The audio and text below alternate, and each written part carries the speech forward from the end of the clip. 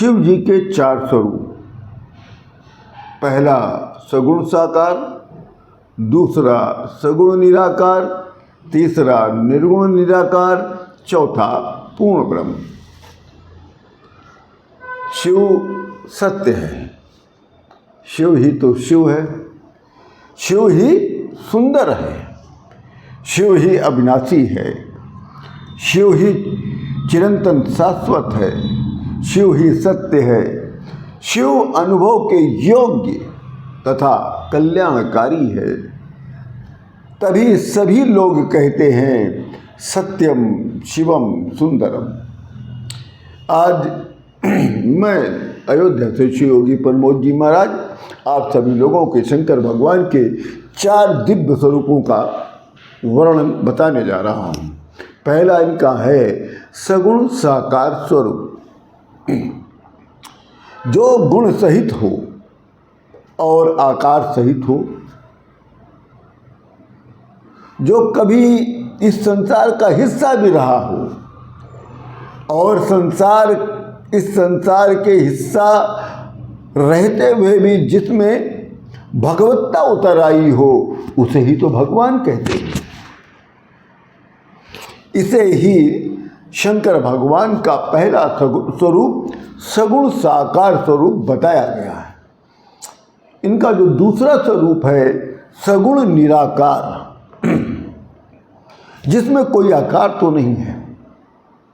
जिस स्वरूप में शंकर भगवान के जिस स्वरूप में कोई आकार नहीं हो, परंतु उसमें दयालुता का गुण उत्पन्न हो,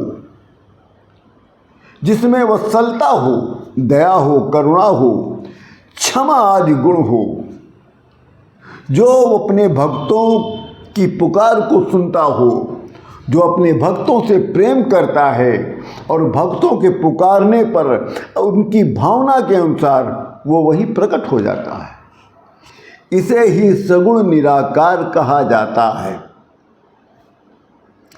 इस सगुण निराकार को ही परमात्मा या ब्रह्म कहा जाता है। अब इनका तीसरा स्वरूप है निर्गुण निराकार। सगुण साकार सगुण निराकार से परे, एकदम अलग, एकदम विभिन्नता को लिए हुए, निर्विकार निर्लिप्त, सब में रहते हुए भी सबसे असंग निर्गुण और जो निराकार है, उसे ही तो परब्रह्म या अक्षर कहते हैं। यह शंकर भगवान का तीसरा निर्गुण निराकार दिव्य स्वरूप है। अब शंकर भगवान का चौथा दिव्य स्वरूप कौन सा है? पूर्ण ब्रह्म।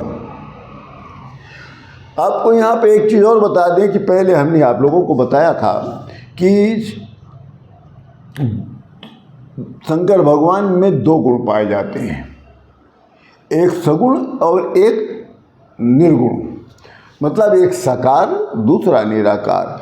इन दोनों गुणों के कारण शिव जी को ही परमात्मा और परब्रह्म कहा गया है।